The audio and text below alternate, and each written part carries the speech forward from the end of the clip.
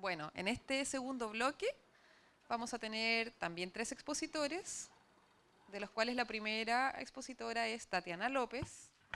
Es educadora de párvulos y doctora en psicología de la educación. Hace 2 años se incorporó a la PUCB como profesora asociada en la carrera de educación parvularia, donde imparte cátedras teóricas de la especialidad y además tiene en curso proyectos de investigación referidos al estudio de la práctica educativa que realizan las educadoras de párvulo para favorecer aprendizajes de los niños y niñas en el nivel de transición. Tatiana. Bueno, muchas gracias. Primero agradecer esta oportunidad de poder compartir desde otra vereda el trabajo de la infancia, el aprendizaje y el espacio. Le comentaba yo a Úrsula que yo no estudio, yo soy doctora en psicología de la educación, entonces, y me interesan las prácticas pedagógicas y el interés de cómo podemos ayudar a los niños a desarrollar todos sus aspectos integrales, como más el cognitivo, el lenguaje y la matemática. Entonces, fue un poco difícil a lo mejor armar una presentación relacionada con la infancia y espacio. Entonces, lo intenté elaborar de acuerdo al marco curricular que nosotros las educadoras de párvulos trabajamos. Entonces, como para más o menos contarles cuál es la importancia y el rol que tiene el espacio como parte del ambiente del aprendizaje en educación infantil. Entonces, revisando las literaturas y a lo que contaba la primera parte de la mesa, claramente no es un tema nuevo. No es un tema así que en Chile las investigaciones del espacio y educación infantil son muy pocas, pero a nivel internacional, sobre todo en Italia, encontramos muchos referentes que han ido a la vanguardia de cómo realizar espacios educativos provechosos para los niños, tanto como la ciudad de Loris Maraguzzi, Montessori y todos los pedagogos que han sido unos referentes importantes en la educación infantil, han dado una real importancia a lo que es el espacio. Entonces, lo que les voy a comentar, quise como empezar de que para nosotros en educación parvularia o educación infantil, el espacio es un elemento más del proceso de aprendizaje. Cuando decimos que es un elemento más del proceso de aprendizaje, tenemos claro que hay unos objetivos que desarrollar, lo que decía Silvia, que tiene que desarrollar el niño, cómo, pero en el cómo hay elementos contextuales y uno de esos es el ambiente.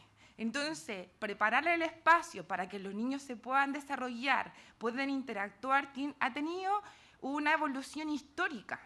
Y en esta evolución como histórica le quería mostrar, por ejemplo, unas salas de clase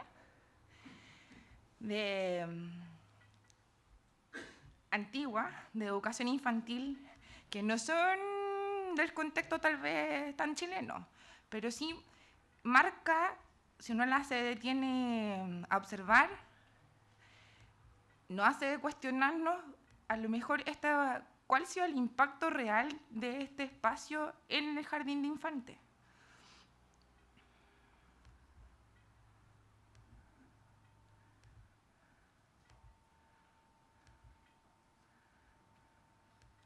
Claramente es cierto, hay un registro de colores que va siendo distinto a lo que, por ejemplo, las aulas que tenemos hoy en día, como son estas, jardines de las salas de clases reales del siglo XXI.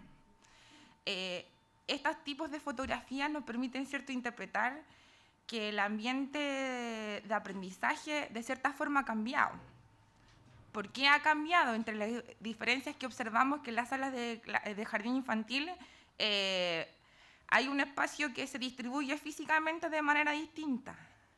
Hay un espacio que está más iluminado, tiene más colores, hay más elementos, hay más artefactos con que los niños pueden interactuar. Hay más diversidad, ¿cierto? Los niños pueden hacer distintas potencialidades de acción. Pero al mismo tiempo, este recorrido un poco, así, un resumen histórico, nos da cuenta de que estos espacios siguen siendo marcados por los adultos. Es como mirar salas de clase del mundo adulto, pero en estatura de miniatura.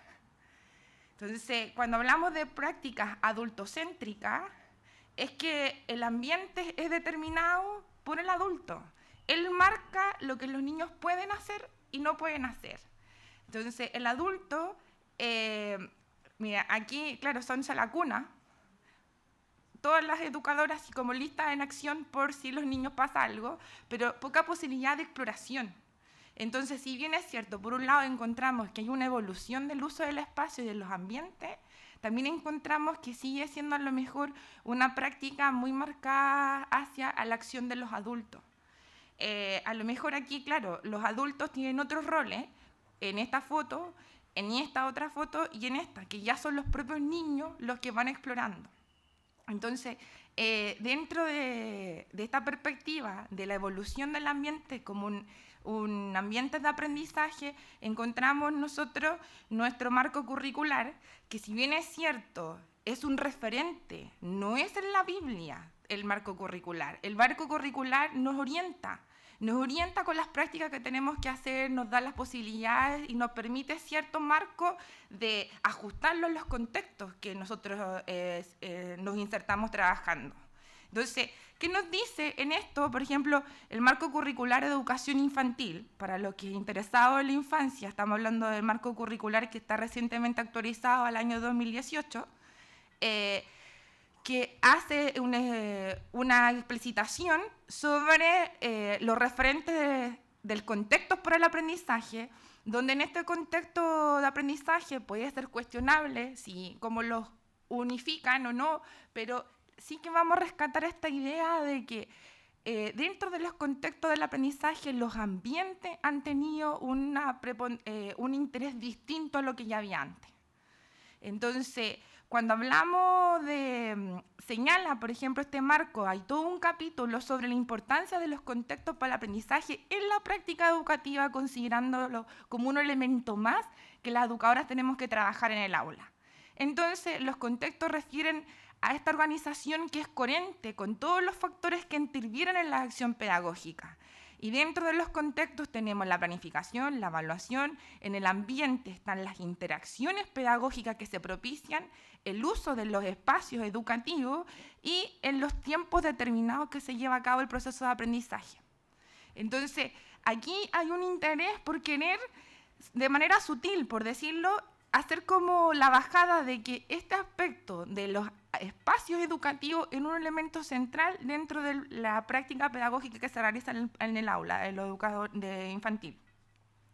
Entonces, al darle este espacio como el espacio educativo como un elemento vertebrador de los ambientes de aprendizaje, viene del interés de que ya las prácticas no deberían ser como las fotos que les mostré antes, marcadas por los adultos, sino que las prácticas deberían ser desde la esencia y la construcción que los niños pueden realizar.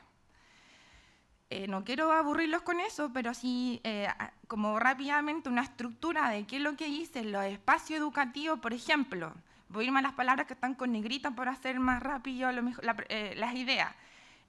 Las bases curriculares nos señalan que los espacios son pensados para el desarrollo de los niños. Son estimulantes, son accesibles, flexibles, funcionales, luminosos, estéticamente agradables para los niños. Entonces, este carácter educativo que tienen los espacios tiene la intención de promover que niños sean los protagonistas de su aprendizaje, que ellos puedan hacer cosas distintas, no todos los niños haciendo lo mismo. Pero lamentablemente lo que vemos en las supervisiones de práctica muchas veces que unificamos, y ahí está, como decía lo que decía Silvia, la diferencia de cómo unificar el aprendizaje de que todos haciendo lo mismo, cuando los mismos referentes curriculares te dicen que no, que hay que hacer cosas, hay que darle oportunidades distintas, en espacios distintos, con materiales distintos, pero es como que hay dos carriles, siempre, uno de lo que se propone y otro de lo que se hace. Entonces, ¿cómo logramos? La presentación que hizo el primer profesor, encuentro que disculpe, se me olvidó su nombre, pero ¿cómo se llama? Juan Carlos. Creo que allí hay un esfuerzo humanamente interesante de resaltar de cómo se piensan el equipo que está gestionando este proyecto, estas situaciones de aprendizaje para que los niños puedan hacer, crear, flexibilizar,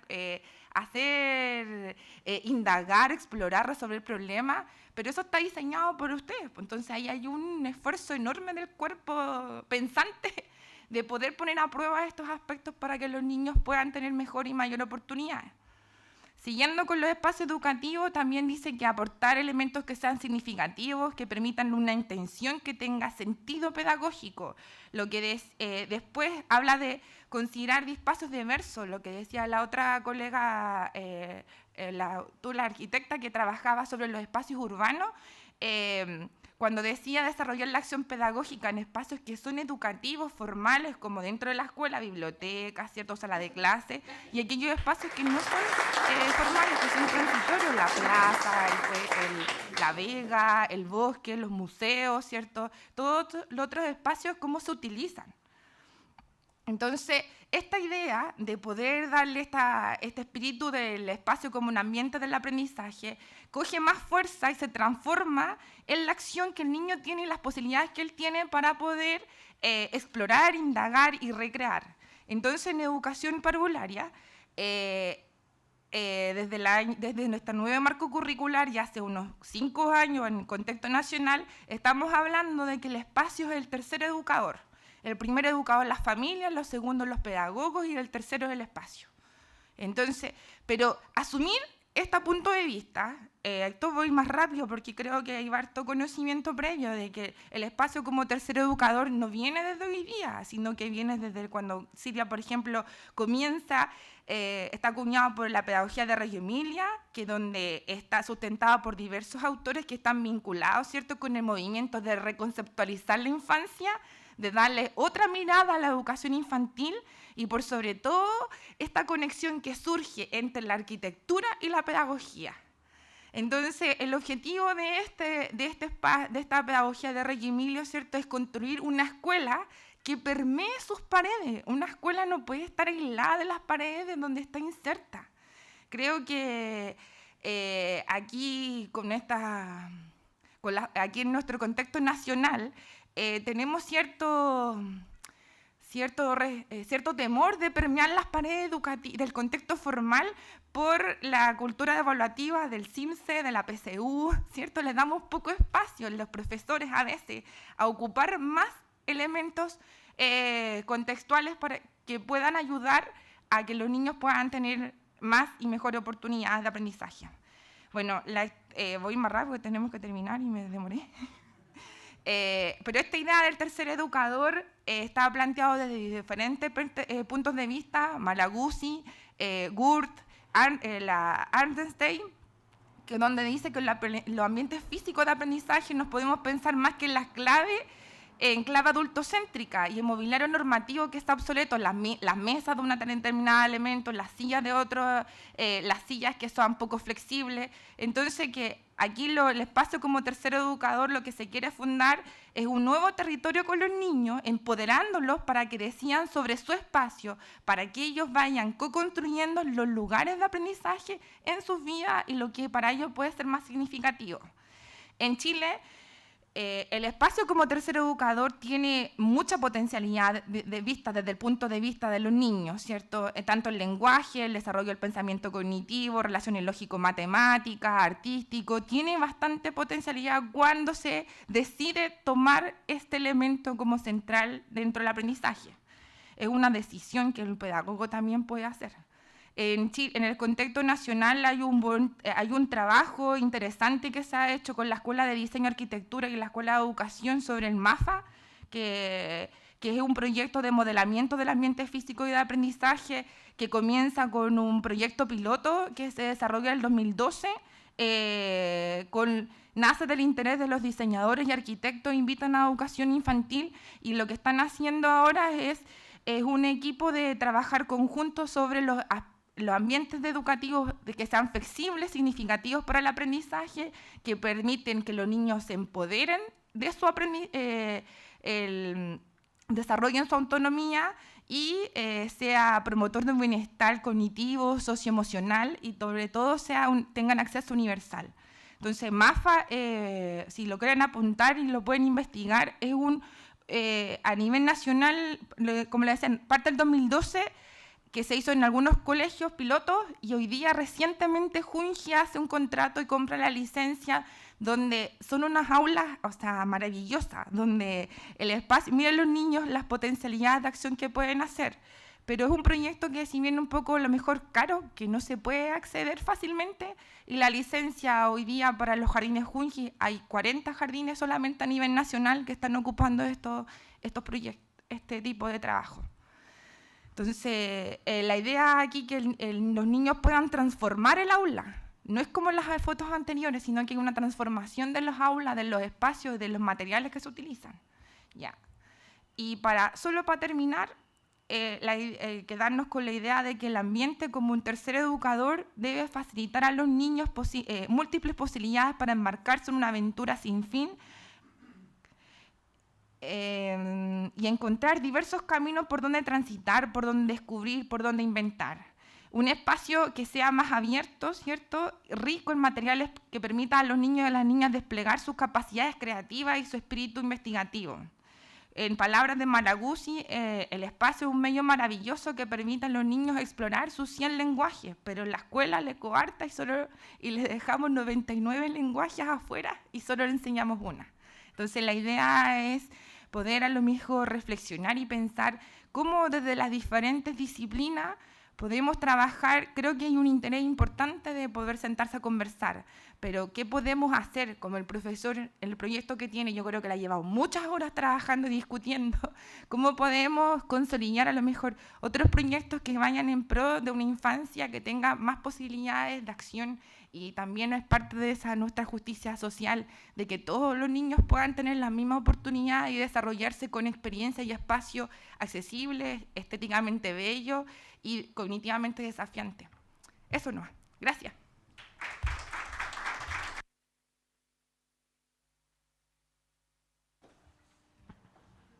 Nuestra siguiente presentación, gracias Tatiana. Nuestra siguiente presentación es de Carolina Moraes, que nos va a presentar, también exalumna de la... ¿Cómo? Sí, está aquí. Exalumna de nuestra escuela y que nos va a presentar la experiencia de las ludotecas barriales. Hola, buenos días. Muchas gracias por la invitación. Muy feliz de exponer en un contexto en donde se está hablando de educación y de espacio toda la mañana. Realmente emocionante todas las exposiciones que hemos escuchado. Por lo que yo me dedico, siempre escucho hablar todo el día y todo el tiempo de lo poco que se considera la infancia en los espacios. Y estar acá, aunque sea hablándolo, yo sé que se considera poco y van a pasar muchos años para que se considere, pero estar acá en esta instancia, conversándolo, ya emociona y ya es algo. Estamos comenzando por algo. Lo que me toca exponerles hoy día es un proyecto, un ejemplo de proyecto, a diferencia de lo que estábamos viendo antes, como más muchas ideas o cosas. Esto es algo concreto, algo chiquitito que se está haciendo en Valparaíso, que se llama Ludotecas Minga. La fundación es Minga Valparaíso. Les voy a contar muy brevemente en 30 segundos el contexto de lo que hace la fundación.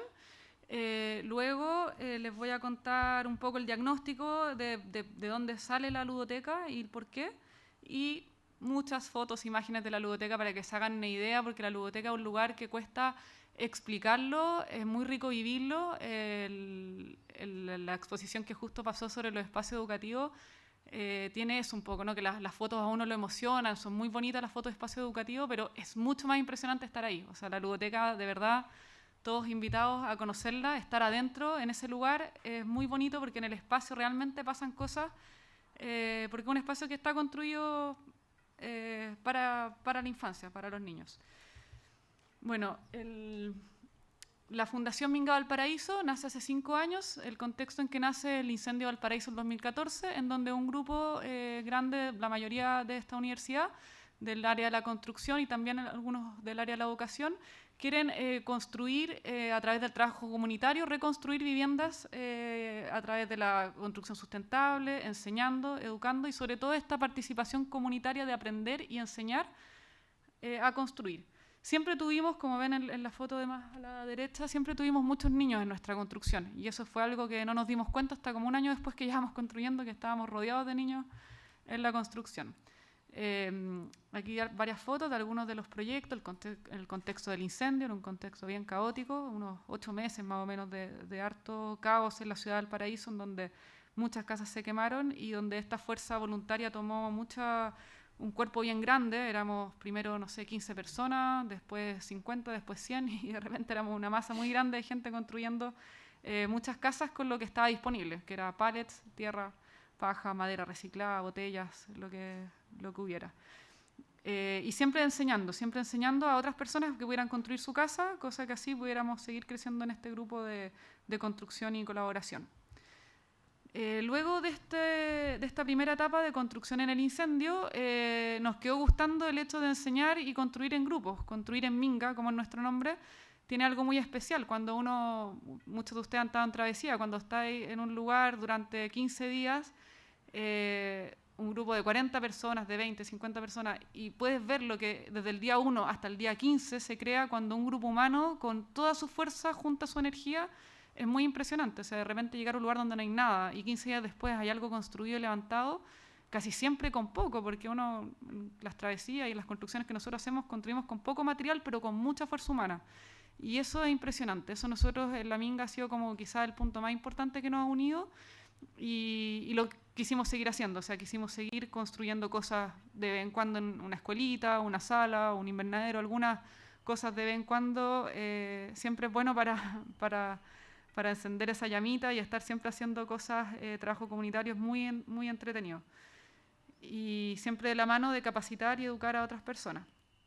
Esto es alguno de los proyectos donde hemos hecho capacitaciones. Este proyecto, por ejemplo, lo hicimos en 15 días, con 20 personas, con 25 personas, 25 jóvenes que no sabían construir nada, y en 15 días pudieron hacer esta sala multiuso. Esto es un invernadero que se pudo hacer en 4 días, muy grande también para una escuelita rural, también con más o menos 20 jóvenes.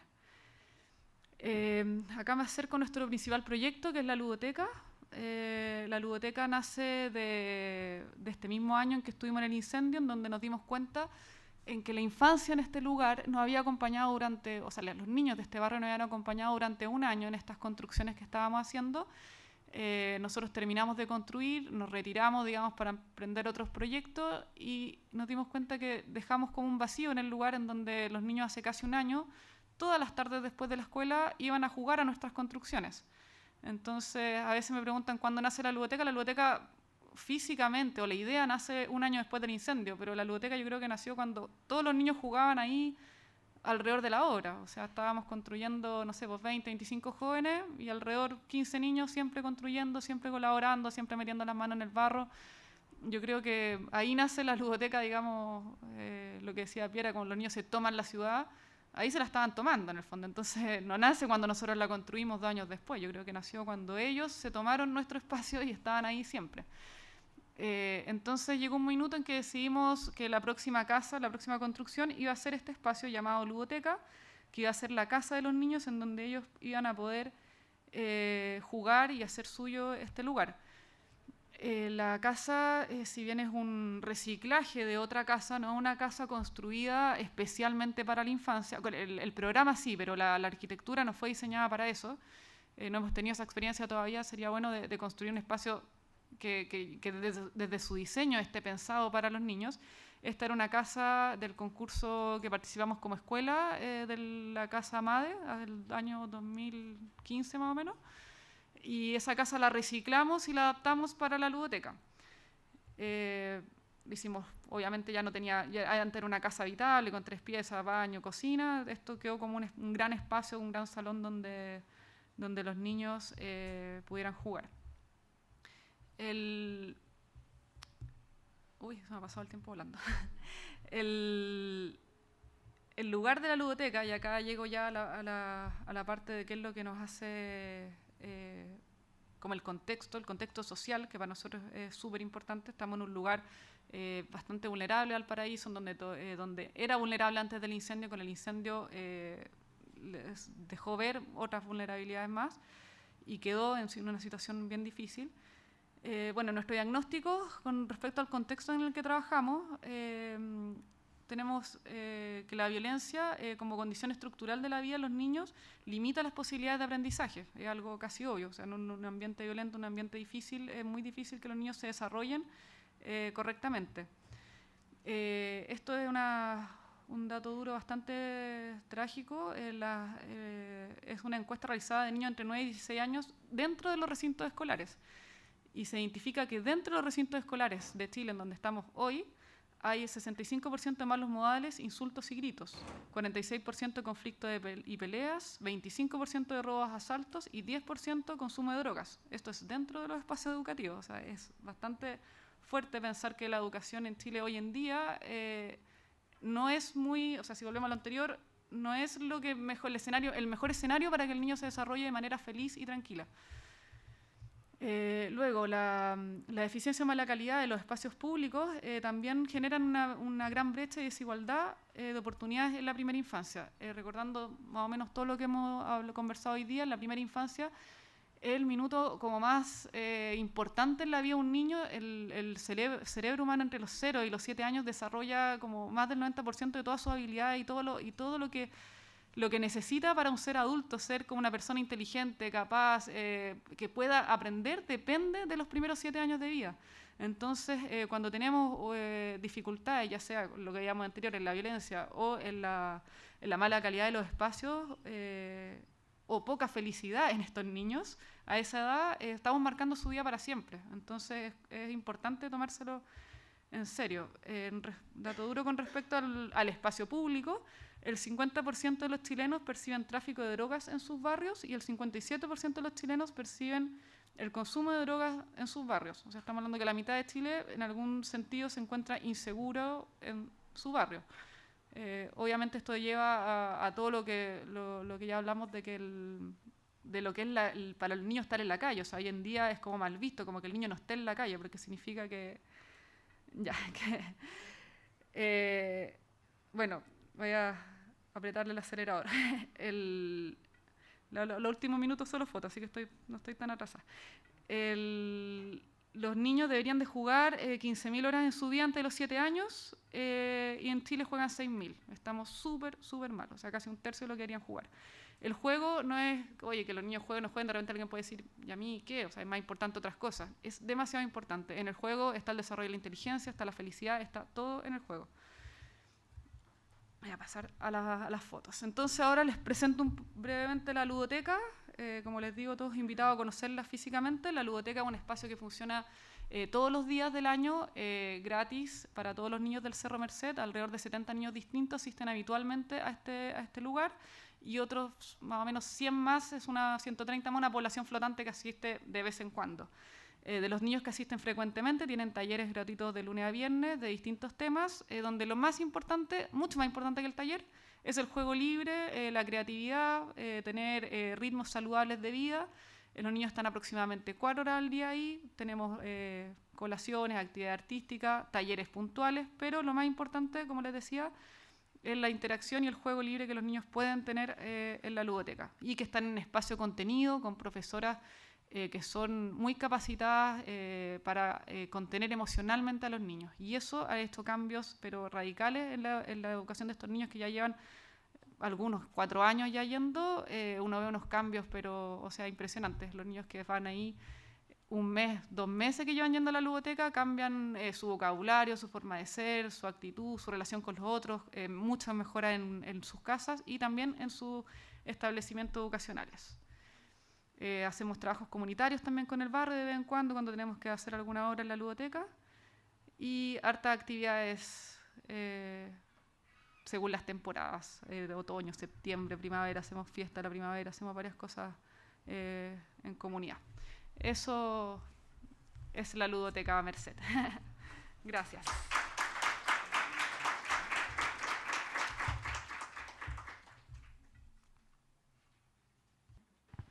Ahora sí, adelante la mesa. Nuestro siguiente expositor es es Eduardo Cavieres Fernández, es profesor, orientador y doctor en educación. Es investigador en el Centro de Estudios Avanzados de la Universidad de Playa Ancha y su trabajo de investigación entrecruza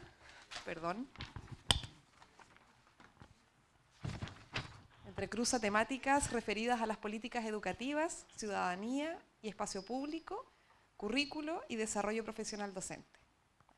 Gracias.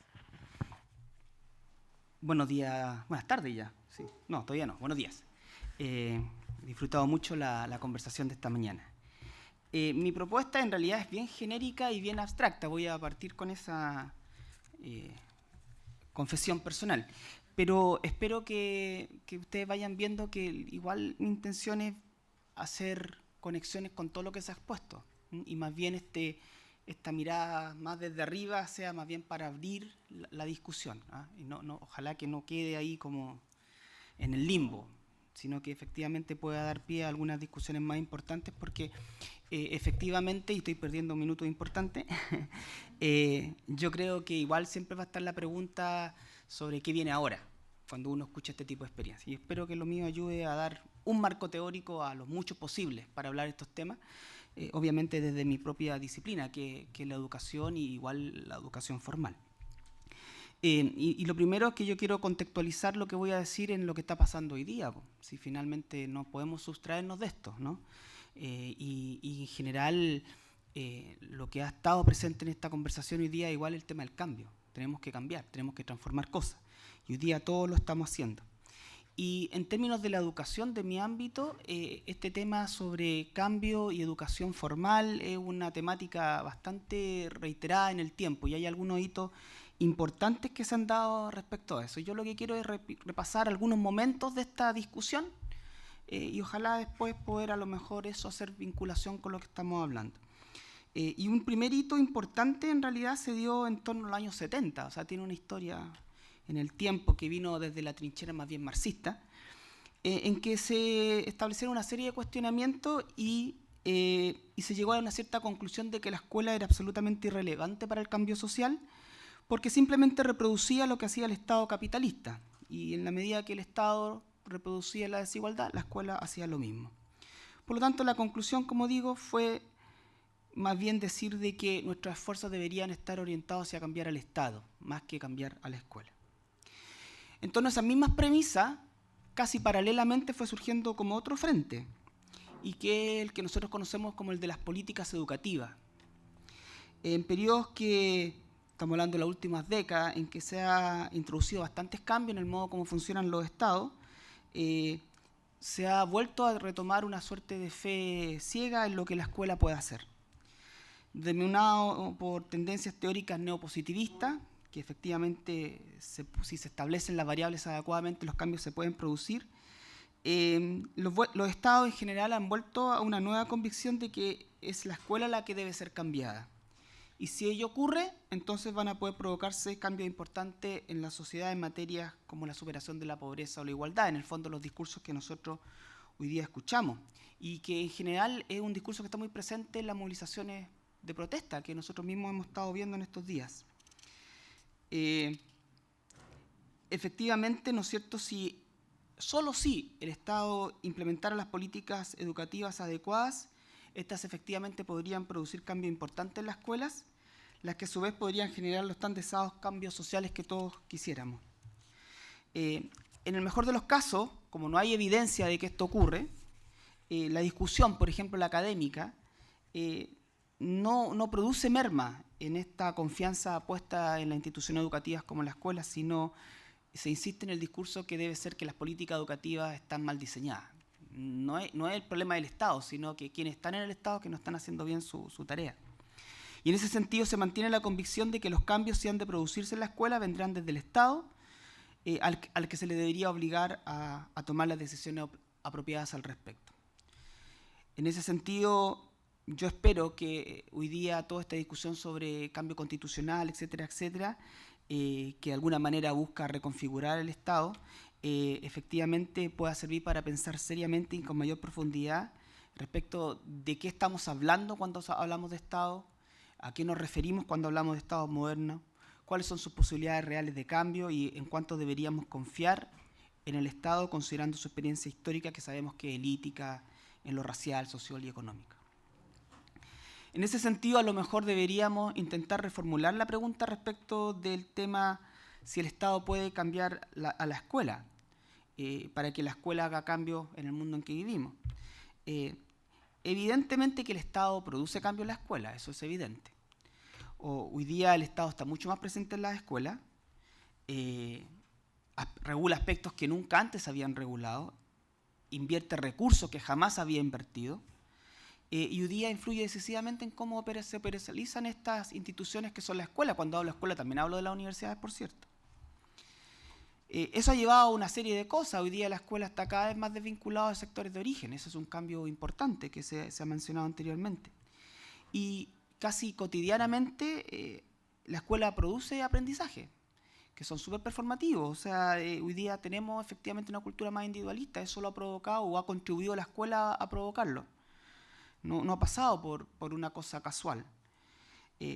Por supuesto, no es la única institución que lo hace, pero evidentemente la escuela juega un rol clave hoy día en generar un montón de cambios.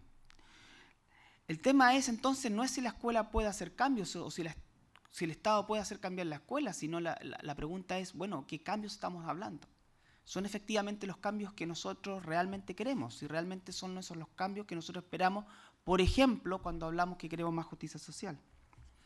Por eso también dentro de estas discusiones y dentro de estos hitos hay un tercero, que yo creo que hoy día emergió bastante y me da alegría verlo, y es que si nosotros en términos de sociales pensamos que el Estado no agota la sociedad, sino que hay un conglomerado más o menos autónomo de ciudadanos que configuran lo que nosotros llamamos sociedad civil, entonces podríamos concluir que la escuela, la universidad, en fin, las instituciones educativas tampoco están totalmente absorbidas por el Estado, sino que en ellas efectivamente hay espacios de autonomía para que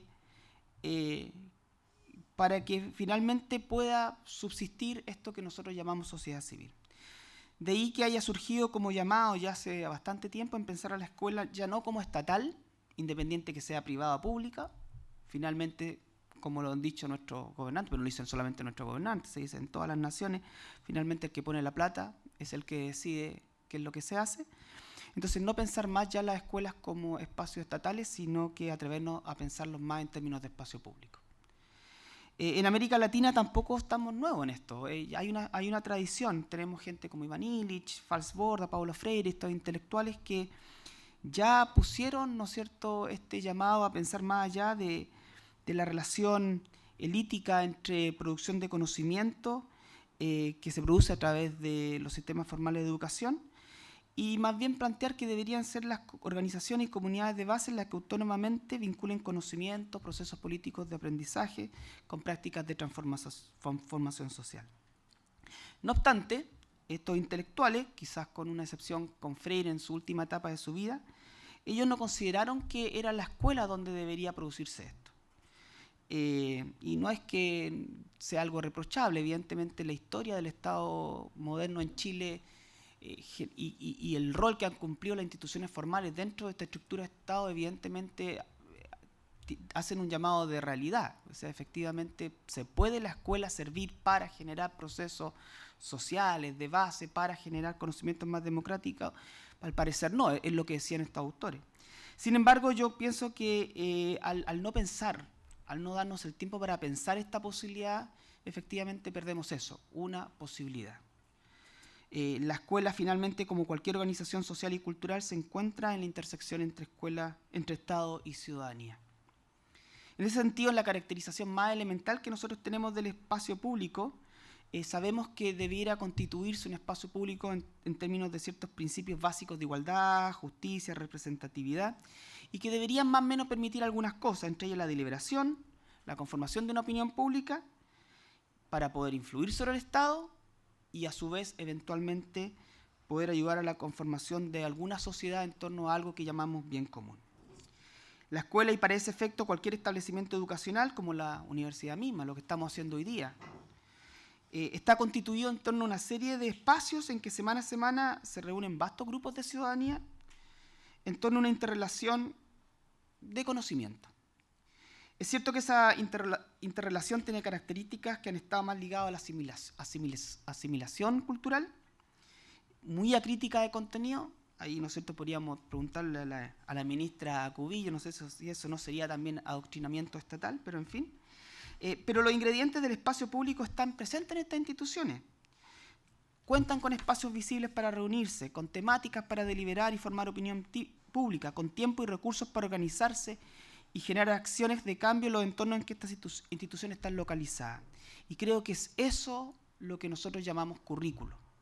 Nosotros estamos habituados a escuchar el diseño curricular. El currículo más bien es esa cultura interna que las instituciones educativas tienen y que contemplan todos estos elementos que también configuran espacio público. Y por eso, para finalizar, tratando de hacer un recorrido muy amplio sobre estas temáticas, creo que hoy día estamos viviendo un proceso bien particular, bien duro, y se ha señalado acá. No ha habido nunca tanta intromisión estatal de derecha o de izquierda, porque esos son gobiernos, estamos hablando de Estado, en lo que es la planificación del currículo. Y cada vez las instituciones educativas tienen menos margen de autonomía para también participar de esa planificación al momento de implementar los currículos. Por lo tanto, cuando hoy día estamos tratando de pensar en cómo la ciudadanía debe reaccionar frente a estos momentos, cuando uno empieza en términos de la escuela, quizá también podríamos levantar un llamado a recuperar el currículo, a ocupar el currículo.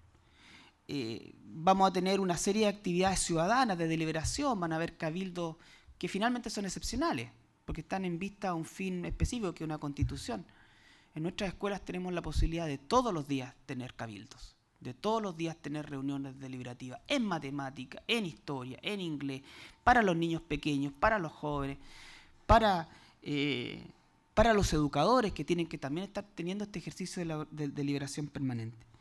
Yo pienso que si pensáramos más seriamente esa posibilidad, ciertamente podrían haber cambios sustanciales en el mundo en que vivimos y efectivamente quizás pudiésemos incluso pensar de que la ciudadanía pudiese, a través de la institución educativa, tener una influencia mayor sobre el Estado. Por supuesto, eso siempre es un pensamiento que borda en la ficción utópica, pero después de esta mañana de escuchar experiencias todas muy valiosas, todas que ocurren en distintos tiempos y espacios, uno piensa que finalmente son todas las posibilidades en las que deben ocuparse, ninguna debe desaprovecharse, porque finalmente la sociedad debería estar en manos de la ciudadanía y los líderes son esos, líderes.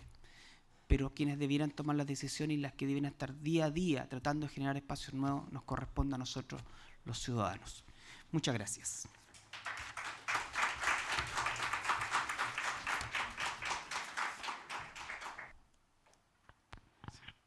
Hola, tengo una consulta respecto a las primeras dos partes que se trató, sobre el espacio como parte importante al momento o factor importante al momento de la educación. Se habla mucho del enfoque hacia los niños. ¿Qué pasa con la continuidad de este proceso cuando se pasa al recinto ya educacional como el colegio o las universidades? Hoy en día yo creo que casi todos provenimos de un colegio que tiene el sistema que proviene de los escribanos más o menos, que es sentarse y copiar la materia directamente en una sala mirando hacia adelante. Entonces, si bien se promueve este como espacio interactivo en los niños, ¿qué pasa con la continuidad durante el proceso posterior, obviamente?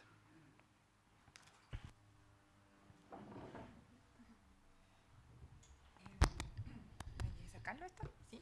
Ya, bueno.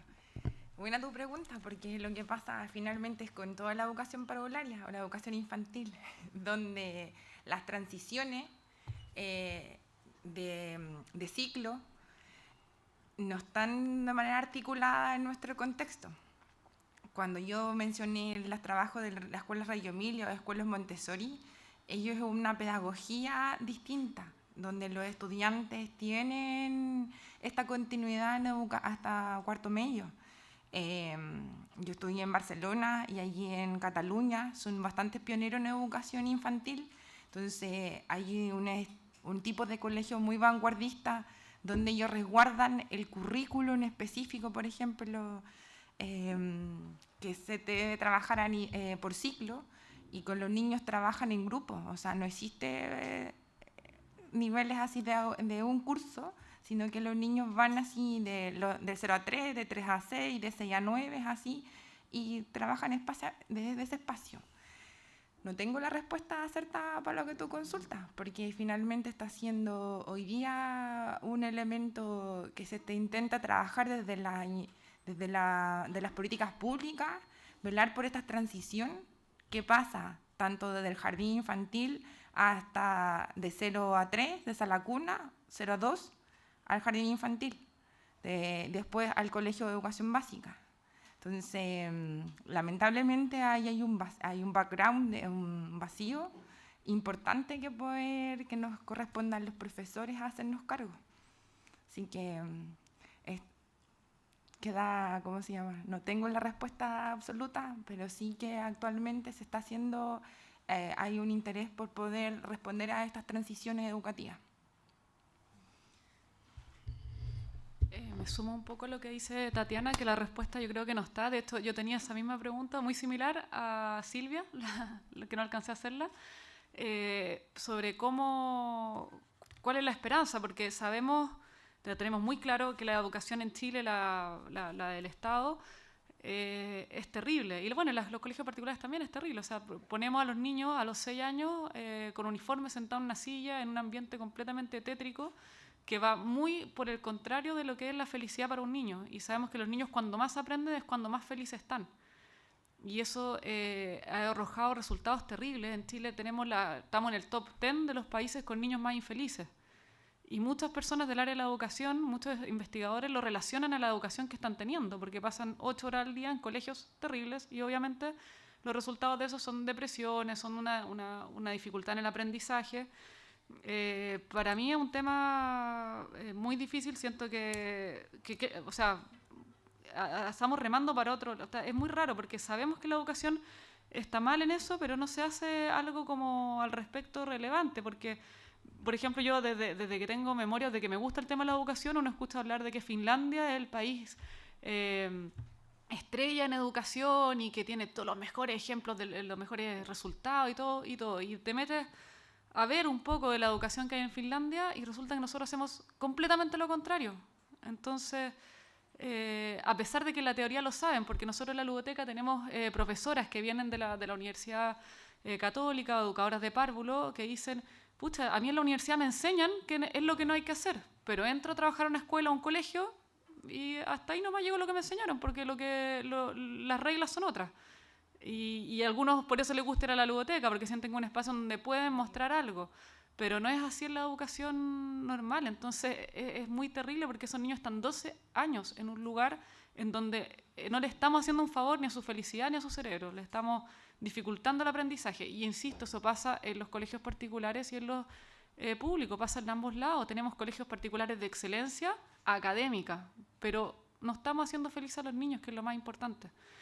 Y hay muchas, en los colegios particulares hay alternativas, hay colegios Montessori, hay colegios Waldorf, hay colegios Reggio Emilia, que hacen esta continuidad completa, desde el pre-kinder o desde la primera infancia hasta cuarto medio. Por ahora en Chile yo conozco por ahí una o dos alternativas que tienen un acercamiento a la educación pública, pero todas las otras que conozco, que son de este estilo y que son maravillosas y que tú veis que los niños a los 14 años les brilla la cara de felicidad y a los 7 y juegan y están en el bosque jugando, son colegios maravillosos, pero son puros colegios, los que yo conozco, de los, no sé, 20 que conozco, 18, 19 son particulares, pagados y súper caros. En este minuto es algo como todavía que no está al alcance de todo, que tus hijos puedan estudiar en un colegio así de feliz, y tampoco es muy conocido, porque llega el minuto que la gente tiene que escoger por la educación y todavía empieza a mirar a quién les fue mejor en la PSU y estamos lejos de eso. Me encantaría saber cuál es la respuesta, porque ojalá que ahora con todos estos cambios haya un impulso grande a que pensemos realmente en la felicidad y la educación de los niños. Eso, gracias.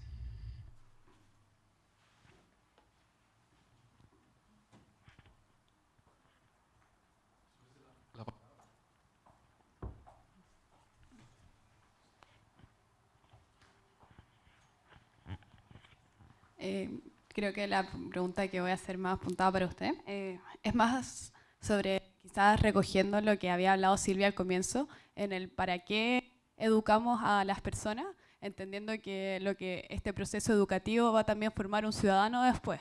Entonces, entendiendo la sociedad chilena hoy en día, en el cual es neoliberal, es capitalista, queremos ciudadanos que sean productivos más que todo. Entonces siento que nuestro proceso educativo en los colegios responde a este tipo de ciudadanos, no uno pensante, creativo, empático, sino un ciudadano el cual sea competitivo, haga la pega rápido, se queje poco y trabaje todas las horas que nosotros les estamos pidiendo para nosotros los de arriba, o sea, no nosotros los de arriba, se llenen los bolsillos. Entonces, es interesante lo que propone sobre el tema de cambiar el Estado en parte, o la parte como sistemática de esta construcción que hay del poder, digámoslo así. Pero es complicado igual para uno que no está ahí, pues, onda, uno dice son los políticos, son los parlamentarios que hacen las leyes y forman las reglas las cuales vamos nosotros seguir en parte, y todo el sistema. Entonces, ¿qué uno puede hacer ahí? Y yo siento que uno hace lo que puede en parte, es como la propuesta de tu propuesta, por ejemplo, y que es igual distinto, porque, o sea, es como hacer los cambios de aquí a nuestro nivel para quizás después ir escalando a un cambio más sistemático, pero es difícil si es que este sistema no está apoyando este cambio, como que en el fondo es el sistema que desencadena la forma en que se hacen las cosas aquí. Entonces, como que es un poco plantear esa problemática que se genera, pues, de que nosotros no tenemos mucho que hacer en esta poder en esta construcción del sistema y de sus reglas, de su margen, pero, o sea, y por esto, ¿qué hacer frente a eso, siendo que está esa complejidad? No sé si queda muy claro, pero lo intenté. No, yo creo que tú me vas a hacer reforzar algo que yo estaba tratando de decirles, que yo sabía que era difícil de explicarlo en poquito tiempo, porque esto también requiere... Pero yo creo que en general persisten estas tres miradas. Una, que la escuela es irrelevante, no sirve para nada. No, en realidad esta cuestión lo único que hace es reproducir, etcétera, etcétera. La segunda es, bueno, que lo resuelva el Estado, que es la segunda mirada que un poco yo planteaba. Pero hay una tercera, y es decir, bueno, ¿y qué pasa si a lo mejor no es tan así? ¿Qué pasa si a lo mejor, si somos ciudadanos, y las personas que están en la escuela son ciudadanos, qué pasa si ellos están haciendo cosas interesantes y a lo mejor es que nosotros no lo sabemos? Por lo mejor estamos tan preocupados de ningunear a la escuela porque, bueno, hay toda una razón histórica, cultural para hacerlo. Y evidentemente vivimos en una sociedad latinoamericana que siempre ha sido absolutamente dependiente del Estado por una razón histórica. Bueno, no ocurre esta otra mirada. Ahora, en lo personal yo creo que incluso yo lo veo mucho en mi campo.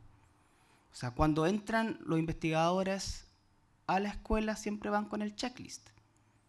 No hay investigador en Chile que no reclame cuando el checklist lo hace el Estado. Pero ellos como investigadores, cuando entran a la escuela, creo que no hay ninguno, así que lo puedo decir, entran con el checklist. Y los profesores son deficientes, los profesores no hacen su pega, los profesores no han sido mal formados, los profesores deberían hacerlo como no sé dónde. Cuando uno entra como ciudadano, porque finalmente uno como investigador es ciudadano, a escuchar a esa experiencia ciudadana, porque eso es en la escuela, uno se da cuenta que no están así. O sea, hay educadores, hay estudiantes, hay apoderados que están haciendo muchas cosas. Ahora, evidentemente que hoy día, y yo se lo he dicho, y por eso también creo que tiene que ver con el cambio. ¿Por qué le seguimos entregando al Estado, que nos tiene así, le seguimos entregando el poder y los recursos, bla, bla, para que sigan reproduciendo lo que siempre han hecho? Esa es una pregunta muy genérica, es muy reduccionista, espero que entiendan que yo sé que es una pregunta compleja, estoy tratando de interpelar con esta pregunta. Pero, ¿por qué debiéramos seguir haciendo eso? ¿No es acaso, si estamos obligados a hacer eso, no también sería sabio hacer lo otro? ¿No sería acaso importante tener muchas experiencias como el Fab Lab o la experiencia del Cerro Merced, muchas de esas, para reforzar lo que sí todavía se puede hacer en las escuelas? Esa es la pregunta de fondo que hoy día nos tenemos que hacer, porque si no vamos a seguir reproduciendo. Ahora, esto no es fácil. Evidentemente que hoy día en Chile responder esto no es fácil. Pero yo creo que cuando nosotros escuchamos las experiencias que hemos escuchado, y no estoy hablando también anti-Estado, no soy anarquista. Cuando, ¿no es cierto?, la profesora acá nos habla de los avances que ha habido en términos de curricular, yo estoy diciendo usemos eso. No porque sea el Estado es perversidad absoluta. Evidentemente los ministerios de educación hoy día generan muchos canales de participación. Yo puedo criticar esos canales de participación, puedo estar en contra de un montón de esos procesos, que los conocemos. Pero algún tipo de participación se filtró y algún tipo de avance se filtró. Ocupemos esos espacios. Y creo que en general como ciudadanía, muy dependiente del Estado, con procesos culturales muy elíticos, también nosotros no vamos desaprovechando ese tipo de oportunidades. Y quiero terminar con dos cosas, disculpen que me haya alargado, pero una cuestión tiene que ver esta cosa, no es menor el tema de la clase social. Y nosotros en general, los que estamos acá, en general, puedo equivocarme, pero somos clase media. Y un problema tiene la clase media, que no sabe escuchar, no sabe quedarse callada. O sea, en este mes hemos escuchado fundamentalmente a la clase media, porque la clase alta está solucionado su problema. Más allá del estallido social, ya tienen solucionado su problema. Y la clase baja sabemos que nunca ha podido hablar. La que ha hablado permanentemente en este mes es la clase media. Quédense callados. ¿Podemos quedarnos callados como clase media un tiempecito para ver que decanten algunas cosas? No, la clase media siempre imponiendo sus soluciones y siempre imponiendo su manera de ver las cosas. La escuela en estos momentos, que está conformada fundamentalmente por clase baja, si finalmente el porcentaje más alto de estudiantes en nuestro sistema viene de la clase baja, a lo mejor deberíamos escucharlo un poco más también a ellos. Y la segunda cosa que quiero decir, que valoro muchísimo esto, hoy día los estudiantes universitarios se tomaron la calle. Tómense sus currículos, tómense sus escuelas, vuelvan a clase. Es cierto, no estoy hablando volver al mismo sistema productivista, bla, bla, entiéndanme que estamos hablando de otra cosa. Pero deberían estar tomando y ocupando su currículo, y ojalá que los educadores lo apoyaran, por supuesto. Pero no podemos seguir desperdiciando las oportunidades que tenemos. Eso.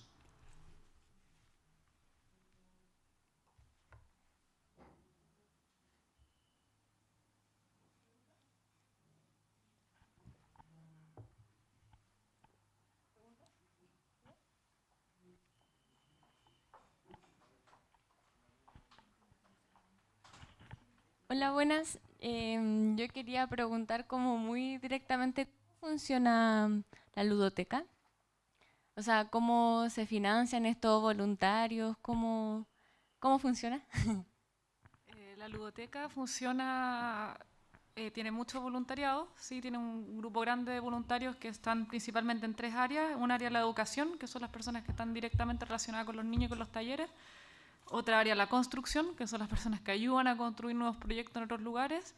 Y otra área que es como más administrativa, digamos, de cosas del día a día del funcionamiento del espacio. Como también que esa área también se encarga de la recaudación de fondos y todo para hacerla funcionar. En este minuto, desde este año, tenemos una alianza con la Universidad Católica, en donde ellos nos están aportando, digamos, como el 50% de los recursos que necesitamos para las cosas principales, como los dos profesores que están permanentes ahí, las colaciones y eso. Y como ya llevamos 4 años funcionando haciendo puro malabarismo, seguimos así y con eso mantenemos el 50% que falta, que ese malabarismo es de todo, o sea, es desde minga, campañas, colectas, hacer proyectos, muchas postulaciones a fondos chilenos y extranjeros. Es harta voluntad, digamos, voluntad de todos los que están postulando. Postulamos a 15 fondos para ganar uno, o sea, es harto trabajo. Esa es la parte así como técnica de cómo funciona. Y la parte como emocional de cómo funciona, yo creo que sigue funcionando igual que la minga de los que fuimos a construir. Es un grupo de personas que le tiene mucha fe a este proyecto y que tiene ganas de que siga funcionando. Porque no se sustenta así como económicamente en algo muy que yo te diga se sustenta económicamente porque, no sé, porque sucede esto todos los meses. No, se sustenta porque existe una voluntad de unas 20 personas muy grande para que esto funcione y creemos que es una propuesta interesante para repetir, entonces tratamos de luchar día a día porque existan otras ludotecas, estamos en proyecto para una segunda ludoteca en otro lugar y quizás una tercera también, entonces estamos, funciona con las ganas, digamos, eso es como después de eso el voluntariado y también estos aportes económicos en este caso la universidad, que nos permite por lo menos tener una parte del proyecto estable. Eso. Hola. Mi pregunta era para el profesor. Un poco en esta idea de la co-construcción de esta ciudadanía, ¿no es cierto?, que surge también de todo lo que hemos visto este último tiempo, de este levantamiento de una demanda colectiva que fue hecha por jóvenes. Es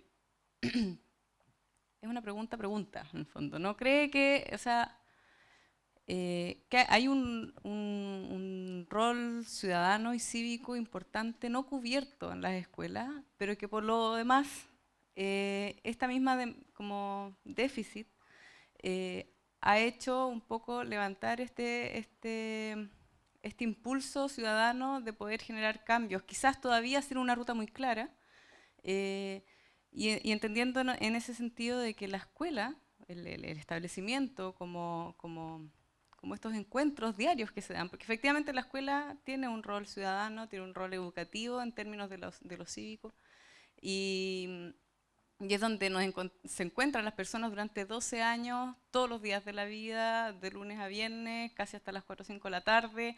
Es un espacio muy fértil como para poder hablar de quiénes somos y cómo queremos ser.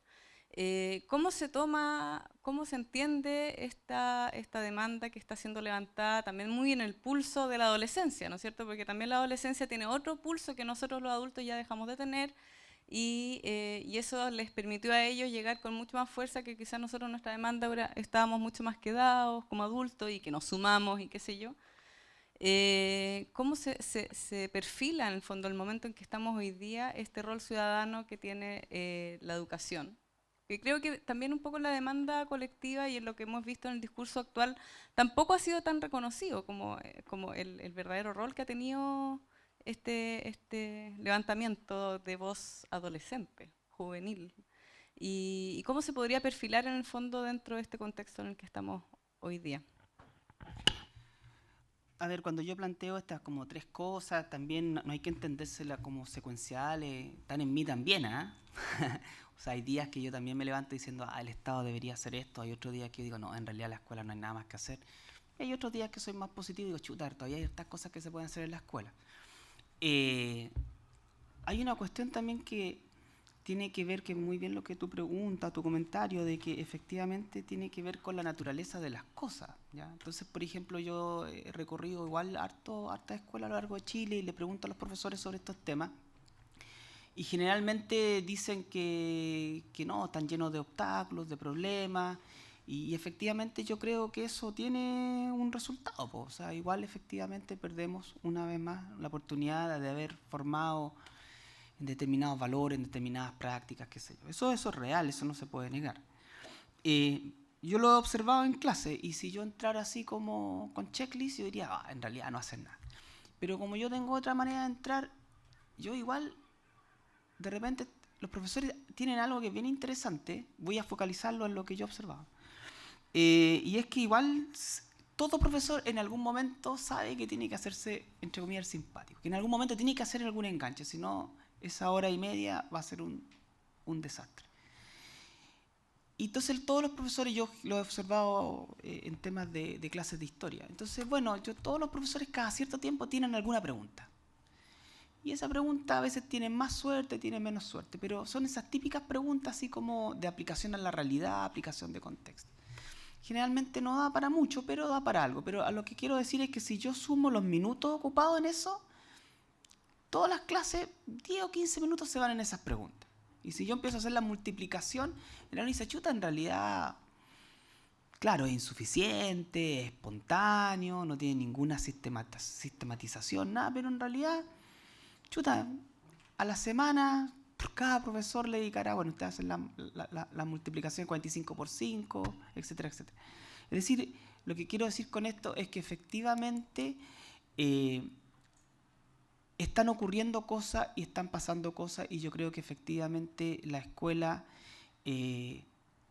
contribuyó, para bien o para mal, a reforzar determinadas posturas, determinados planteamientos, etcétera, etcétera. En ese sentido, no se puede establecer, obviamente, qué porcentaje fue o no fue, pero yo creo que hay algún tipo de relación, y eso lo digo simplemente para pensar, chuta, a lo mejor deberíamos, y vuelve a existir esta idea, todo espacio educativo, o sea, también puede ser la universidad, puede ser acá en la arquitectura, es maravilloso lo que están haciendo. O sea, ¿cómo nosotros podemos ocupar estos espacios que están instalados para hacerlo? Lo que sí yo creo que el único problema que yo he visto en general, y es complejo, porque casi uno no se atreve a decirlo, en estos momentos menos todavía, y que tiene que ver con el tema de la polarización. Porque hoy día nosotros, si queremos, en sentido estricto, decimos que queremos ciudadanía democrática, tenemos que estar dispuestos al disenso. Y tenemos que estar dispuestos a la confrontación de ideas. Y tenemos que estar dispuestos a escuchar a un señor Kast, como tenemos que estar dispuestos a escuchar a una señora Vallejo, y tenemos que estar dispuestos a discutir entre polaridades. Ahora, ese ejercicio es tremendo. Y en eso hay un déficit importante, porque obviamente tenemos un Estado represivo y todas las cosas que sabemos que tienen que ocurrir. Por eso, efectivamente, ahí hay que dar un paso más, creo yo, en general, en todos los proyectos que hacemos, y que tiene que ver cómo pensamos en espacios deliberativos que efectivamente incorporen la discusión, y que dentro de la discusión realmente nos abramos la posibilidad de que haya dos posturas. Si no están las dos posturas, en realidad es siempre un monólogo, y el monólogo genera que finalmente todo este tipo de discusiones ciudadanas, que pueden ser extremadamente importantes, se canalicen por vías no siempre las más adecuadas. La respuesta mía es insatisfactoria, obviamente, porque la sociedad está polarizada.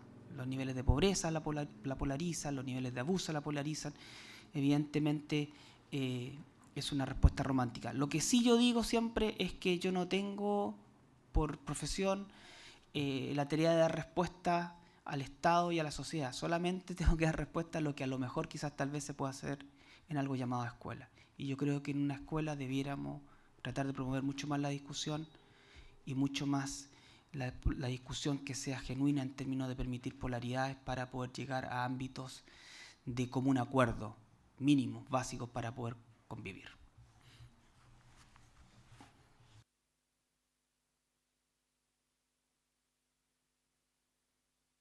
Vamos a hacer las últimas dos preguntas. Aquí hay una.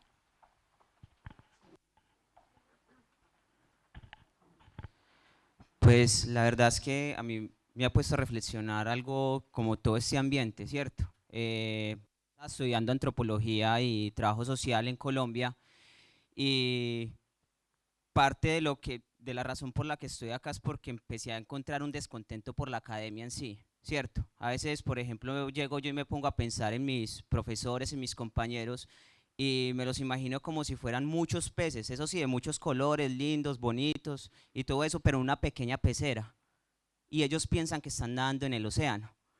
Y pienso a veces que yo también quizás sea yo el que estoy en una pecera. La cuestión es que yo me acuerdo de que tenía una conversación muy recurrente con uno de mis docentes, y era que hay que indisciplinar las disciplinas. Recuerdo mucho una clase que nosotros teníamos que era enfoque del desarrollo, y hablábamos de la postura de cómo se iba desarrollando el sujeto desde que era niño hasta que va llegando hasta su edad adulta, bajo las analogías que siempre se hace típica de los griegos, con los dioses, el Uroboros, la figura tifónica y todo eso. Y recuerdo mucho a Vygotsky, ¿cierto? Que Vygotsky siempre entendía como que el niño, en su proceso de aprendizaje, se basa directamente en lo que lo rodea, a la cultura y las relaciones sociales que están en él. Hablamos mucho de la educación también de los niños, pero es que el problema es que nos ganamos también creando espacios o proporcionándole un espacio al niño para que pueda jugar, pero si también va a llegar a una realidad en su hogar, ¿qué va a ser de violencia intrafamiliar? O es muy curioso, y es verdad lo que decía ahorita el profesor cuando decía que es que la clase media en este momento se está escuchando, la clase pobre nunca se ha escuchado, pero es que el problema de la clase baja en Colombia, por ejemplo, se estratifica de estrato de 1 a 6, acá es casi igual, solo que no tiene como esa estratificación tan tajante y marcada, pero es curioso porque finalmente el pobre tampoco tiene el tiempo de reflexionar, porque todo el tiempo está preocupado de cómo mantener a su familia, de cómo trabajar, trabaja como una mula, y en verdad tampoco las escuelas le proporcionan a uno eso. Yo la verdad estudié en una escuela que fue una escuela de mierda donde veía a mis compañeros, pues la escuela era desde kinder hasta 11, y recuerdo de que los pelados en tercer grado, segundo grado, peladitos de 6, 7 años, consumiendo pegante para zapato en las áreas verdes de la escuela. Entonces la cuestión es que finalmente como que llegaban y nos metían a nosotros en ese espacio para que los padres nuestros pudieran trabajar.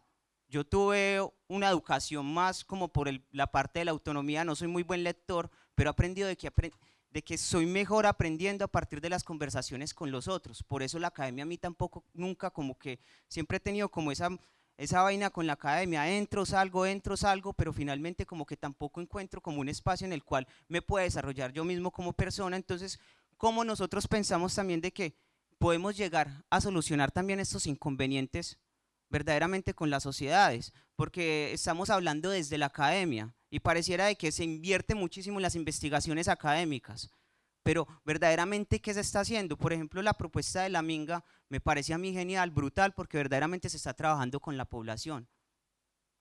La cuestión es cómo se van a seguir replicando, digamos que este tipo de modelos en diferentes sectores, porque es que la cuestión tampoco es que la problemática sea de Chile, la problemática es del mundo. Siempre estamos como sectorizando todo. Estamos sectorizando ricos, pobres, estamos sectorizando el que estudió, el que no estudió, el que es negro, blanco, todas esas comparaciones binarias, y también estamos siempre escuchando desde el locus de enunciación. Y a veces como que me pregunto también, porque es que como que hay algo que siempre me pregunto, y es si Freire verdaderamente logró lo que escribió, o si se va a poder lograr algo con lo que Freire escribió.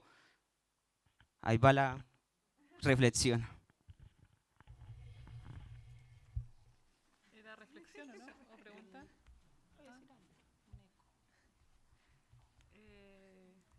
Es que no había pregunta. Sí. Bueno, con respecto, gracias por decir que era muy bueno el proyecto. Yo creo que uno de los cambios que podemos hacer es empezar por algo, empezar por estas pequeñas, y cómo lo vamos a replicar, no sé cómo lo vamos a replicar, pero si existe uno, en 20 años existirán 10, y quizás algún día viene otra gente de otro país y lo hace en otro lado y después se lo lleva a otro lugar. Nuestra idea es un poco esa, o sea, ser súper generoso con el proyecto, y ojalá que puedan existir, como decía un niño de la ludoteca, una en cada esquina. sería súper bueno. Eso, o sea, creo que aunque existen muchas cosas similares, la ludoteca es una, pero existen muchas cosas similares en otras partes del mundo y acá en Chile también, que intentan hacer algo. Yo creo que si todos aquí intentamos hacer algo, en algún minuto eso va a cambiar la realidad que existe en otros lugares, espero. Gracias. Comentaste, yo creo que hace una buena reflexión de todo lo que está pasando, tanto aquí como en tu país también. Y voy a hablar desde mi punto de vista más personal que académico, con una mixtura de que en Latinoamérica, esto que tú estás diciendo de las clases sociales, creo que es muy marcado en Latinoamérica. No lo vemos en otros países más de la corriente europea. Lo que pasa, la preocupación es cómo mezclamos las culturas, pero no las clases sociales de la misma cultura. Entonces, y eso a mí me llama la atención, de que nosotros tenemos, como tú dices, la división segregada de la población, siendo un mismo país, y con nuestros pueblos originarios como que bien alejados de lo que es el país mismo, pero en otros lugares están más pensando en cómo hacemos mezclas de culturas, cómo convivimos todos creyendo aspectos distintos. Desde lo que respecta a educación infantil, como tú bien lo dijiste, Vygotsky creo que es uno de los grandes aportadores al desarrollo social y cultural, que ve el aprendizaje y el desarrollo de la persona como indisociable. Y tú lo señalaste, o sea, en los contextos más vulnerables, el el jardín infantil es asistencial, es cuidar al niño mientras el papá trabaja. Pero nuestra responsabilidad como, por ejemplo, maestra, no desde la academia, sino que una maestra, desde donde yo puedo trabajar en el contexto real, mi responsabilidad no es solo cuidar, sino que mi responsabilidad es enseñar, es propiciarle experiencias que los niños no pueden tener en sus casas, de los contextos que los niños tienen. O sea, aparte de hacer un desarrollo socioemocional afectivo, un vínculo que me permita que el niño pueda desenvolverse y pueda conocer otros aspectos, cosas que en la casa no está ni el papá, ni la mamá, ni los hermanos, y nadie tiene tiempo para verlo. Entonces, aquí, por ejemplo, en Chile, educación infantil, la educación parvularia lleva 50 años más o menos, una de las pioneras a nivel latinoamericano. Pero nuestros resultados de investigación en cuanto a interacciones o en cuanto al aprendizaje que los niños desarrollan en algunos jardines infantiles no es impactante cuando los niños van a sala cuna o jardín infantil Junji Integra, si el niño vive en un contexto acomodado. Si el niño viene de una familia, como tú dijiste, de una clase social a lo mejor más alta, o de papás que se preocupan por el niño, tiene mejores aprendizajes, mejor lenguaje, mejor forma de resolver problemas, que si un niño va a un jardín infantil. Entonces, cuando tú dices, ¿qué podemos hacer? Yo creo que actuar de una manera responsablemente, o sea, profesionalmente, pero independiente en los contextos que no estamos insertos. Creo que ahí viene también una responsabilidad de que yo tengo que preocuparme de ser bueno y entregar la mejor que yo puedo, independiente del lugar donde esté. El lugar donde esté es mi decisión. Yo puedo estar en la universidad, pero también puedo estar en la minga, pero también puedo hacer un voluntariado, pero también puedo aportar de diferentes puntos de vista. Por eso te digo que mi respuesta es bastante más personal, que creo que nuestra responsabilidad social, el desarrollo, hoy día no solo va con obtener los mejores índices de impacto y de publicar, por ejemplo, la universidad nos mide por la publicación, cuántos proyectos te ganaste, cuántas publicaciones tienes, y ya está, hay segregación de que si tú, entre los mismos profesores, si uno publica en Scopus, en WOS, en Cielo, ¿dónde publicas? Porque eso te da tu ego. Entonces, de esa forma, yo creo que esto es más transversal. Yo voy a seguir pensando que a lo mejor es una utopía de pensamiento, pero hay aspectos que se pueden lograr. Entonces, a ti que tú dices que vas y vuelves, no vayas, no te vayas, sino que vuelve para que puedas terminar a lo mejor tu forma de lo que tú quieres aportar. No sé, si no vayas y vuelvas del sistema, porque tanto ir y venir, de repente a lo mejor te vas a ir, no vas nunca más a volver. Entonces, vuelve a formarte, a terminar tu carrera o a lo que tú quieras y de allí aporta lo que tú crees que contigo mismo va a ser más coherente. Eso. Ay.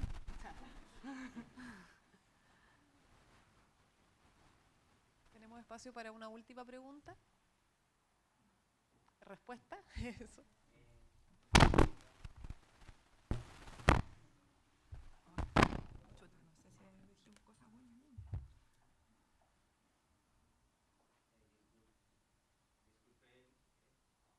Sí, disculpe pedir tanto la palabra. Es que lo que pasa es que en parte de la reflexión que yo he hecho es porque ahorita lo hablaba incluso con ellos dos que están acá, y es que a veces no sabemos si estamos verdaderamente mirando el punto que debe ser para preguntarnos lo correcto, para buscar la respuesta correcta, pero es como que si deberíamos como enfocarnos verdaderamente en lo que es, ¿cierto? La cuestión ahí va más que todo es también como tener en cuenta desde lo subjetivo cómo ha sido el proceso histórico que nosotros hemos tenido para poder entender verdaderamente el mundo que nos rodea, porque finalmente yo no voy a poder pensar como usted, ni como el profe, ni como ninguno de acá, pero la idea es que la trayectoria que cada uno tiene en la vida es lo que nos va a permitir a nosotros llegar a un punto medio en el cual todos podamos sacar esto adelante. a eso va más que todo, pensaría yo, y me gustaría mucho pues como que llegar a ese punto de reflexión en el que también pueda ayudar a otras personas a que lo reflexionen por sí mismas para que lo hagan y que sus reflexiones me aporten a mí, porque la verdad es que uno nunca sabe nada. Yo más que como pregunta, como que me parecía importante también un poco lo que nos convoca de la infancia, que en la infancia también es un espacio súper bello para poder trabajar porque todavía es donde los niños no ven diferencias como las vemos nosotros, no ven colores políticos, no ven diferencias quizás de clases sociales sí, porque lo ven en sus casas, pero tienen una posibilidad muy bella de entender, de equiparar la cancha desde edades tempranas, un poco como lo que decía la Caro, de que de los 0 a los 7 años es donde se forja nuestra personalidad y nuestro desarrollo como individuo. Entonces, claramente que ahí hay un espacio muy bello para poder aportar de abajo para arriba, como decía por ahí alguien. Y también desde la infancia, desde estos espacios, lugares bellos, también regalar a entornos donde se desenvuelven los niños que son súper complejos. O sea, yo también trabajo en la ludoteca, en un estudio, y claro, o sea, la ludoteca les regala un lugar que efectivamente quizás en la casa no tienen, y uno podría pensar, claro, que fome, porque después se vuelve para su casa y no tiene esto tan bonito que tiene, y ¿para qué sirvió? Para mucho, porque permite que ese niño tenga al menos en un momento del día un lugar donde poder desenvolverse de forma positiva, en afecto, en desarrollo cognitivo, habilidades socioemocionales, etcétera, y que en su casa, para bien o para mal, porque a veces también eso ocurre en los distintos estratos sociales, o sea, vemos en este sistema productivo familias que efectivamente dejan a su hijo todo el día en el jardín y llegan a acostarlos a la casa y no tuvieron esas relaciones como de vínculos directos durante el día, o niños que también están solos con la nana. O sea, esto es súper transversal. La infancia, las problemáticas de la soledad de la infancia son súper transversales. Y si es que en estos espacios se les puede dar un lugar como físico, emocional, cognitivo, positivo y bello, encuentro que ya es un tremendo aporte. O sea, en ese sentido, todas estas ponencias me parecen como un gran aporte a que, sobre todo desde aquí, desde una universidad que es de arquitectura, de diseño, se pueda reflexionar sobre esto, pues, sobre cómo volvemos a mirar a la infancia, cómo la observamos para poder desde ahí pensarles los lugares a ellos, y no desde nosotros como un regalo de nosotros hacia ellos, sino que de lo que ellos nos pueden regalar a nuestra profesión. Un poco también lo que dijo la primera pregunta, que decía, bueno, si es que está tan enajenado el tema de la educación en la primera infancia, luego en la educación, y después cómo se traduce a los espacios universitarios, y en verdad la vida pública, el espacio público también está enajenado en la forma en que la pensamos, y claro, pues la traducción y el cómo se repiensa depende de nosotros, pues, o sea, de cómo nosotros volvemos a pensar los lugares y dijimos, ya, ok, a mí me tocó estar en un colegio bueno, malo, y yo hoy día, no sé, voy a una universidad donde tiene ciertas cosas, y la habitabilidad, que es nuestro tema, cómo se resignifica constantemente, cómo nosotros nos vinculamos en el espacio. Pero eso se hace pensando, o sea, reflexionando en estos espacios de diálogo, en la universidad, en lugares focales como la ludoteca, donde los niños reflexionan todo el rato sobre su entorno y cómo les ha cambiado la vida en el entorno. Entonces, eso es una reflexión, ¿no?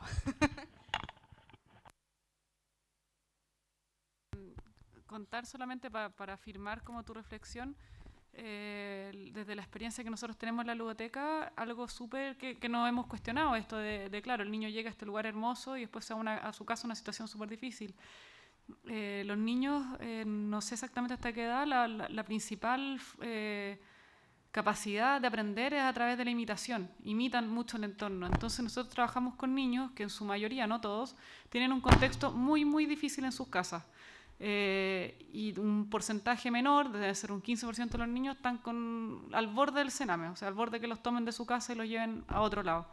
Entonces, y están en la ludoteca en un espacio 4 horas al día, de lunes a viernes, en donde, claro, son 4 horas al día, no son 24, pero en la mañana estuvieron en la escuela, que sea para bien o para mal, pero estuvieron ahí, y eso les permite estar la mayor parte del día en un lugar en donde, o por lo menos 4 horas al día en un lugar, porque no sé en cada escuela si se da esta situación, pero por lo menos 4 horas al día en un lugar en donde se habla bien, en donde la gente no se habla a gritos, en donde hay mucho positivo que imitar y ellos no tienen esa realidad en su casa.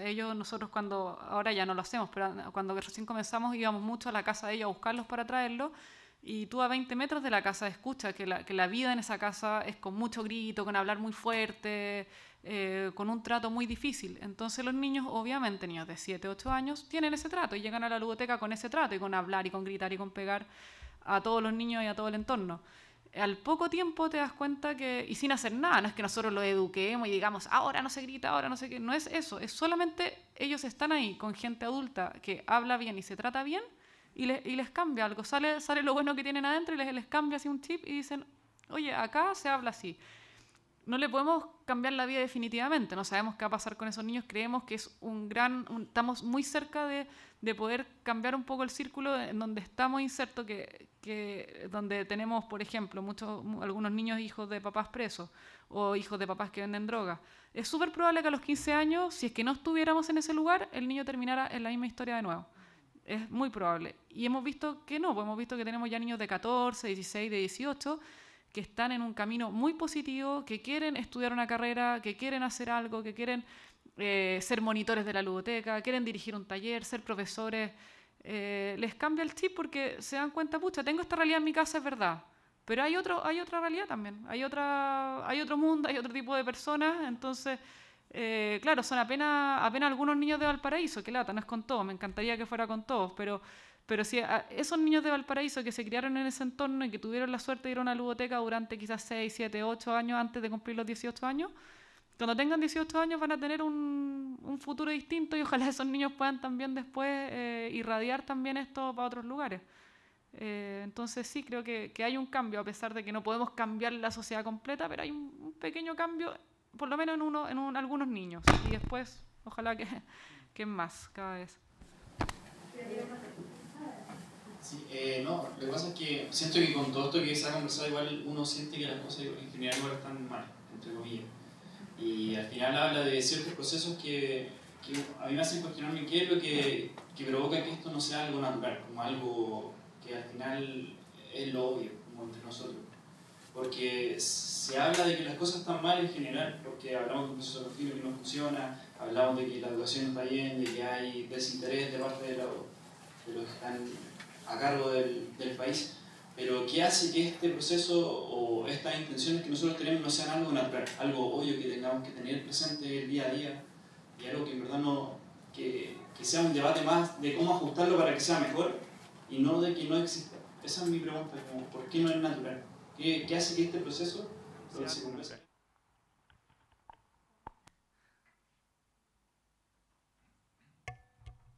Bueno, si encontráramos la respuesta a eso, solucionaríamos harto problema.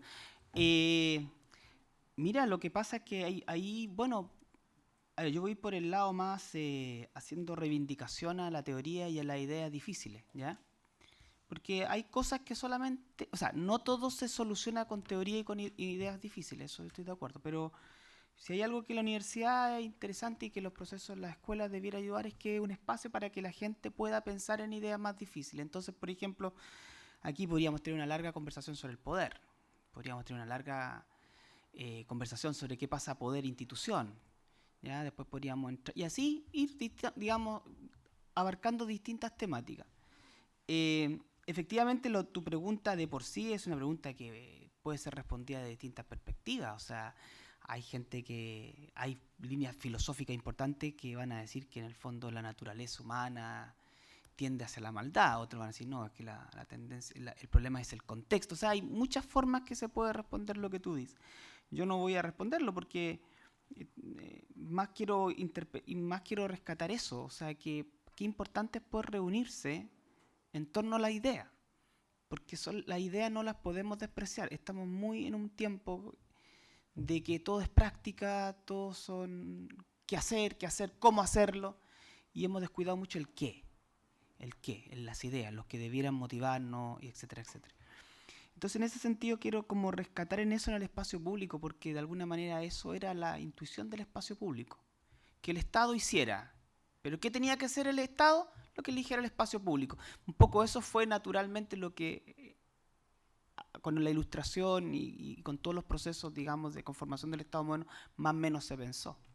Ahora, el espacio público, voy a decirle una cuestión muy, muy gráfica, digamos, pero el espacio público cuando se inicia en los cafés. Hay un tema de elites, que eran los burgueses, los que tenían dinero, ¿no? Efectivamente, eso fue un problema siempre el espacio público que dejó a la mayoría de la población fuera, digamos. Pero hay algo interesante de que el espacio público, como lo conocemos y también en América Latina, hay harto registro de cómo se conforma el espacio público en América Latina. Parte de ello era en los cafés. Yo creo que los tipos no lo pasaban mal. O sea, juntarse en los cafés, estar horas, en tertulias, qué sé. Y otro espacio era efectivamente del maestro con sus discípulos. Y yo creo que pensar en esas imágenes, yo creo que también debiera ayudarnos a simplificar estos temas cuando nosotros pensamos qué deberíamos hacer. Juntarnos a tomar un café, juntarnos con un maestro y un discípulo, también, por supuesto, hacer cosas más difíciles y más complejas, por supuesto, pero es bueno no perder la simplicidad de ciertas cosas. Son complejas, por supuesto, no estoy diciendo que ahora tenemos que solamente hacer eso, estoy dándote unas imágenes de cuando nos sentimos agobiados, ¿qué hacemos? Vamos a tomar un café, no es tan mala idea.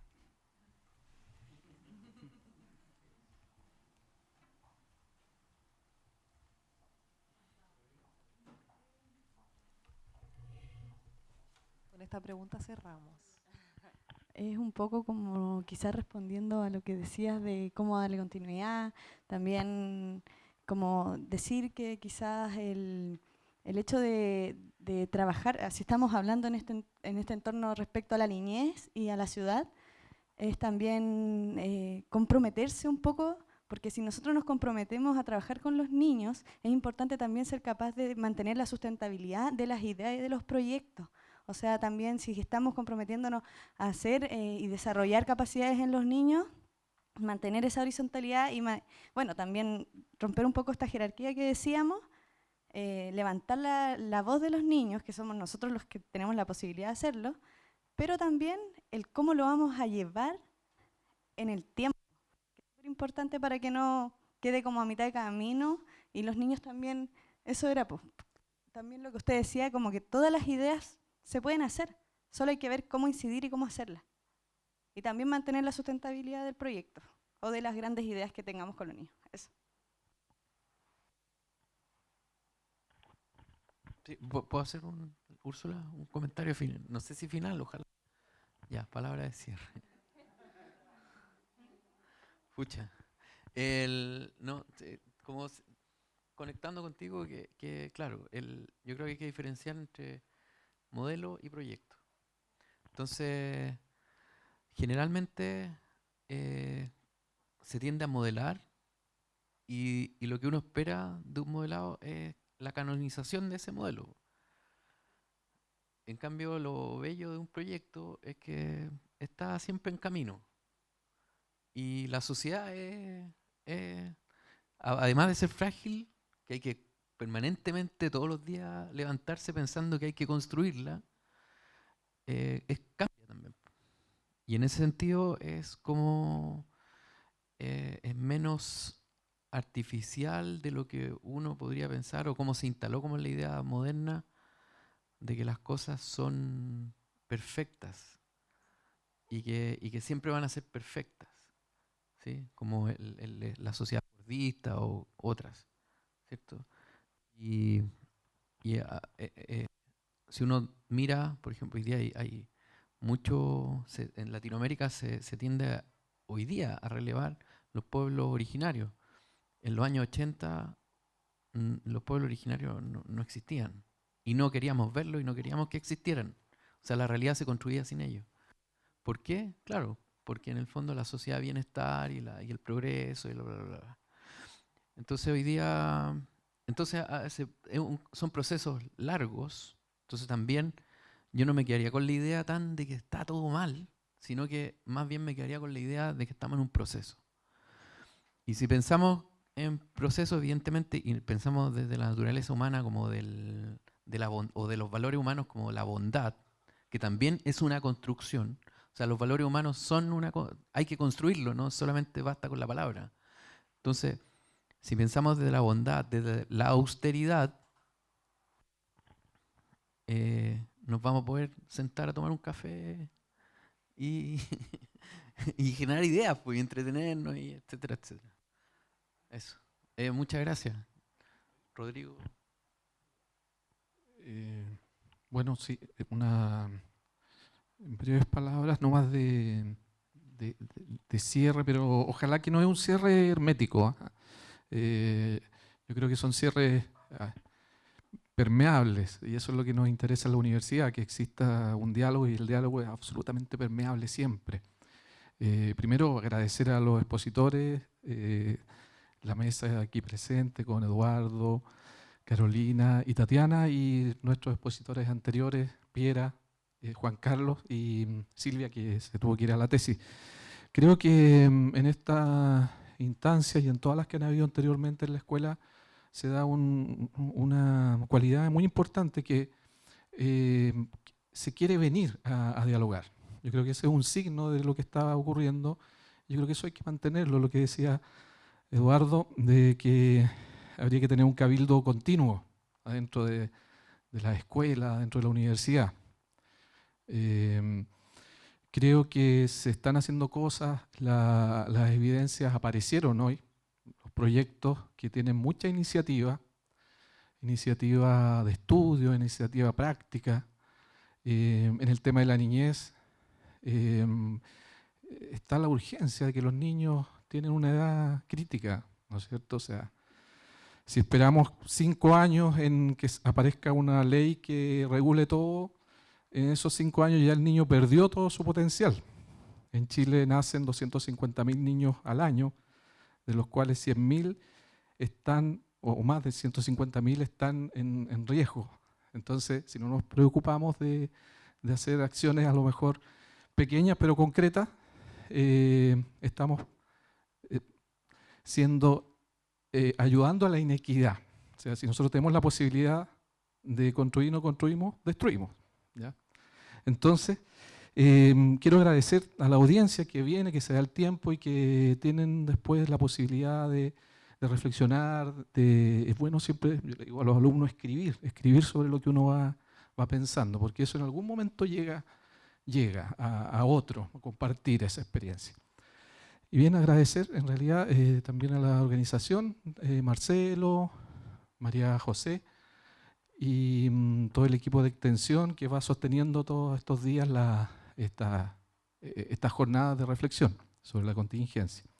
Úrsula también, que quiere decir algunas palabras, y nada, invitar a esta continua reflexión.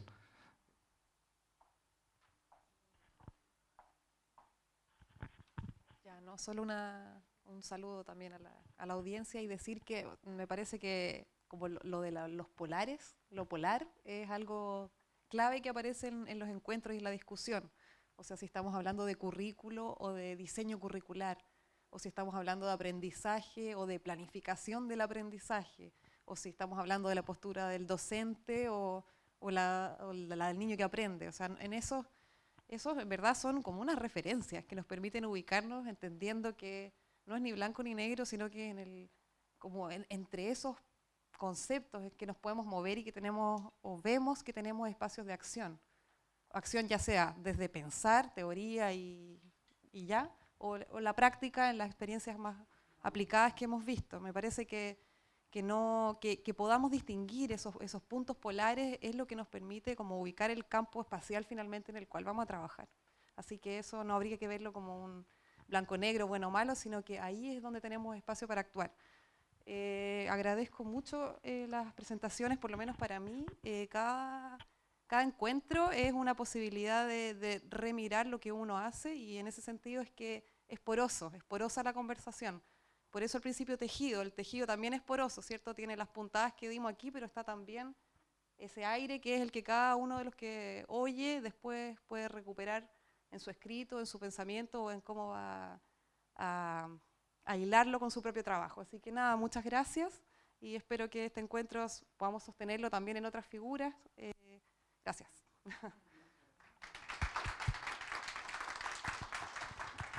A propósito de tejido, mañana hay un lanzamiento de un libro que se llama Entramados Vegetales. Hay una exalumna de la escuela que se llama Marcela Carabelli, que se fue al sur y empezó a investigar cómo tejen, por ejemplo, fibras vegetales en Puerto Gala, por ejemplo, en todos los canales del sur. A las 10 de la mañana, aquí mismo, no, en el piso abajo, perdón, mañana. Y un regalo a nuestros expositores, este libro que se llama La casa en Jan Mermoz, de Fabio Cruz. Es una carta, pero también es un registro que hace de una de sus primeras obras de arquitectura, que es la casa que les construye a sus padres. Y hay que leerlo entre líneas porque está desde los clavos que compró para la casa hasta pensamiento de cómo entra la luz, la relación que tiene con los maestros. Es muy bonito. Así que eso. Eduardo, Carolina, Tatiana y Piera. El nombre de la... ¿Se lo pueden entregar a la otra expositora? Silvia. Y Juan Carlos. Ahí. Está firmado por Fabio. Gracias, nos vemos mañana.